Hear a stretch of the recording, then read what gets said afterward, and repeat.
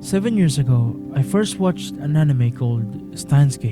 At the time, I was desperately looking for an amazing anime to watch as I was but a young boy who has nothing to do in his life. And so, I began searching on the internet. And when I say internet, I meant the MAL anime rankings. At the number 1 spot, I saw Full Metal Alchemist Brotherhood, which I already watched. And below it was Steins.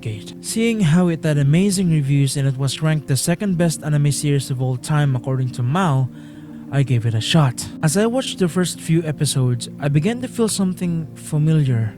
It's this feeling of when you feel bored. And yes, I was indeed very bored. I began to wonder if the people who rated this anime a 10 was being serious or just messing around in hopes of fooling someone with the likes of myself. Characters I dislike, boring dialogues, uninteresting plot elements. I hated this episode so much to the point where I lost consciousness from time to time. The more episodes I watch, the less human I become. The more minutes I consume, the more I lose my sanity. And then episode 12 happened.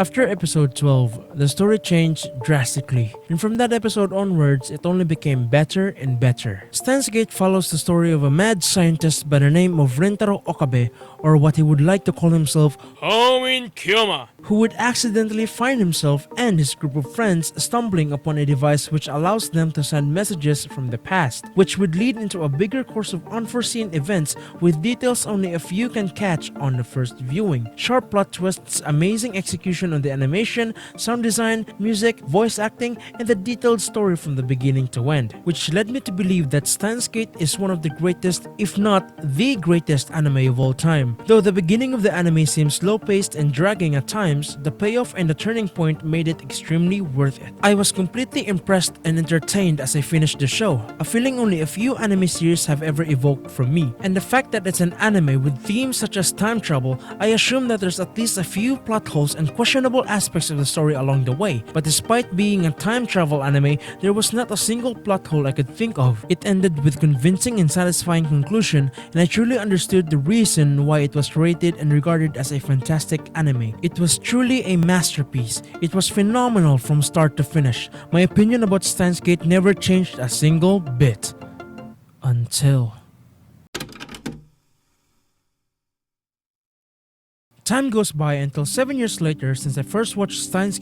Within this past few years, I have also watched dozens of other anime series, but despite that, Steins was never dethroned in my anime hierarchy. A few aspects did come up in my mind though, and it was about the slow-paced and the slow-burning parts of Steins. Although I do agree that Steins began with a slower pace and it was indeed a slow burner show, there are still a lot of great things from those slow episodes as well. From episode 1 to 11, we get to see how these characters interact with one another, and we get to see why these characters are who they are. Without the first half and the prior part of the story, the plot twist and the turning point of episode 12 wouldn't be as striking and mind-blowing as it did. I essentially had an argument with myself, and my nostalgic self was trying to defend Steins because it was genuinely amazing, but at the back of my mind, there was a thought and curiosity that maybe it's not as good as I remembered it. So I said, screw it, I'm going to watch Steins again in order to prove the doubting part in my mind wrong. And so I rewatched Steins and it was a mistake. Before I rewatched the show, I already have an established opinion and knowledgeable expectations about it because I obviously already watched it before. So, I expected the same mind-blowing experiences that I had 7 years prior. I know what I'm getting myself into, I know what I'm expecting. Despite forgetting a chunk of the story, I know the basic plot and what the story is about. So I was taking these nuances into consideration, and I regretted it afterwards. For some weird reason, as I go through these episodes, I was not feeling anything nor was I enjoying it at all. Comparatively to when I first watched it, I was not as pleased and excited as I was 7 years ago, and I was kind of saddened and disappointed. And then I finally finished it, and I was feeling a void of emptiness, a feeling I've never experienced after watching an anime before, and I was desperately looking for an answer on why I was feeling this way. So I went to Reddit and asked the Steins community if they ever had an experience the same or as similar of what I'm experiencing, and the responses I got was completely different to mine. All of them completely disagreed with me about my reasons behind my experiences. Interesting to say the least, because I cannot relate. I rewatched it 4 times by now and I think it hits hard every time. Maybe not quite as hard as the first time since I didn't know what was gonna happen, but I still get an emotional roller coaster. The art, the character, the music, all blends together so good I can't stop appreciating. I am watching it for the 3rd time. It would suck if this was the case for me too. Steins is also my favorite anime and favorite fiction in general. Now, I would argue that the idea of going into the rewatch expecting to have the exact same experience could lead to some disappointment. For me, it is great realizing a lot of things I didn't realize the other times. It is a new experience, it is a new me, it is watching. Having different views and understanding, I think you should not be sad about it. These are essentially the responses I received. How can I not be sad about it? I just experienced a drastic change of emotions about one of my favorite anime series of all time. I highly regarded it as a masterpiece of an anime, and after rewatching it, it became mediocre for me. I don't know! I had an unpleasant time to say the least. To cope with this, I tried to analyze and understand why this is the case. The disappointing factors stems from the expectations I had manifested prior from rewatching it, which makes the plot twist of the show less of a striking moment and more of an underwhelming course of events. The closest thing I could explain and compare it is essentially like spoiling an amazing story to yourself, and because of the spoiler, the twist didn't hit as hard as it should be. That was essentially what I was going through when I was rewatching it. Let me give you an example from the show. Disclaimer, this part is a massive spoiler in a very crucial part of the story, and I will try my best to explain it properly despite it being very difficult and complicated.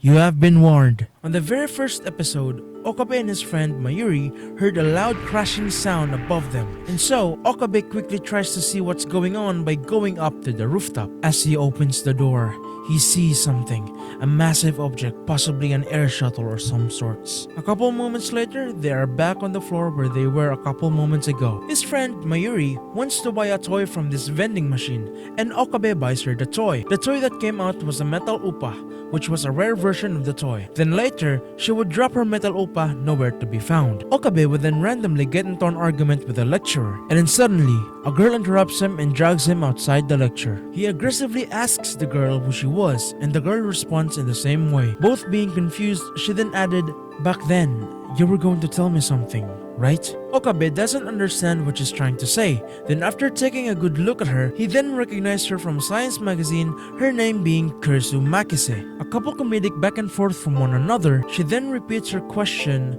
"What were you going to tell me? About 15 minutes ago, you were trying to tell me something, weren't you? It seemed like it was really important." Again, Okabe was so confused. He just then laughed and ran away. After running, he then hid and thought to himself, what was she talking about? She met me? And his friend Mayuri came. She speaks on her lost metal upa, and then suddenly, they hear a loud scream from above them. A scream that can only be heard when a person gets in excruciating pain. Being startled by the scream, Okabe quickly tried to go to where the scream was, and as he walked slowly towards the sound, he saw the girl he was talking to a couple minutes ago, Kurisu Makise, dead, bleeding on the floor with no sign of life.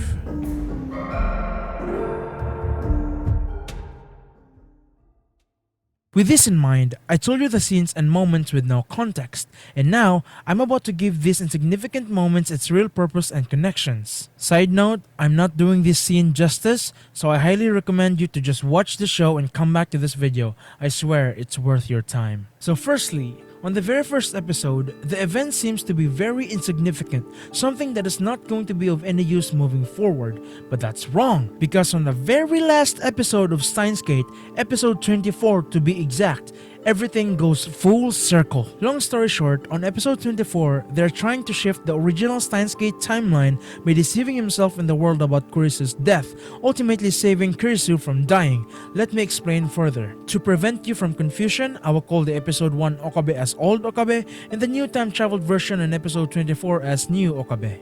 This is gonna be so difficult. On episode 24, the very last episode, New Okabe is set to time travel to the past, which was episode 1 with his companion. And remember the big air shuttle we saw earlier?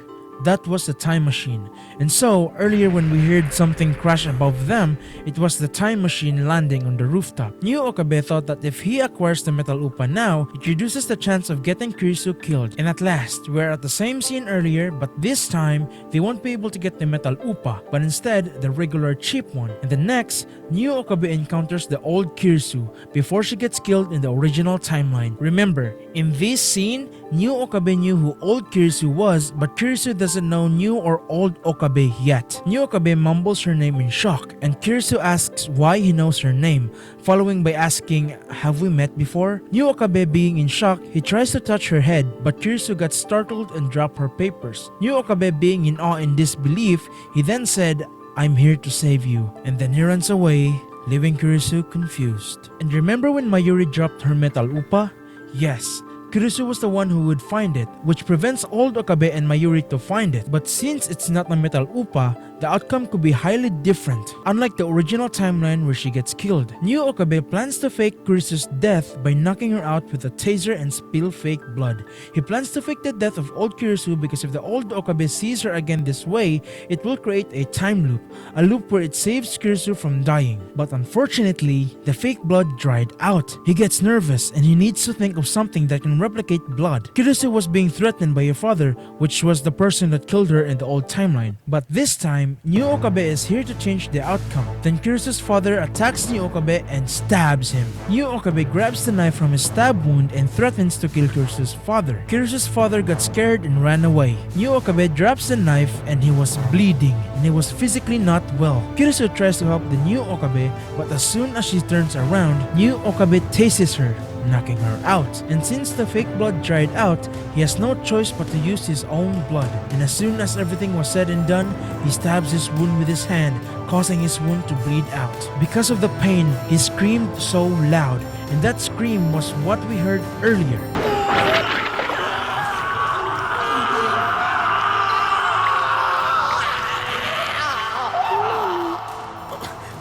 Just like we saw earlier, the old Okabe heard him scream and he tries to go to where the scream was. Meanwhile, New Okabe successfully made it look like she died with his blood, and as he watches her, he says, "This is, without a doubt, the Kurisu I saw." So, all along, when we saw Kurisu die earlier, she wasn't actually dead.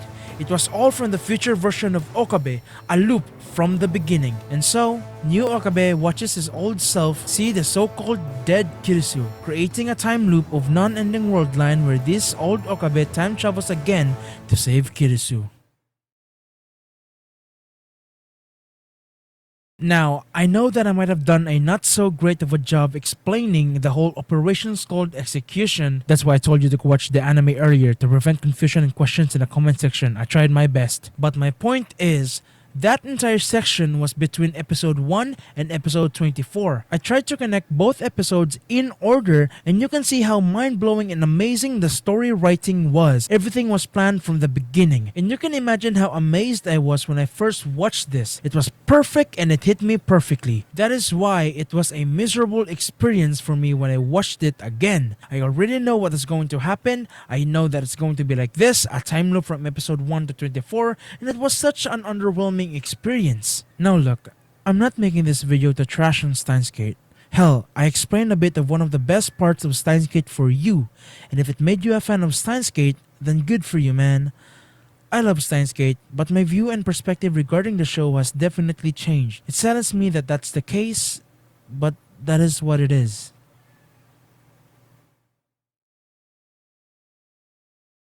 Hello guys, it's your boy Panda. This video took me a very long time to make.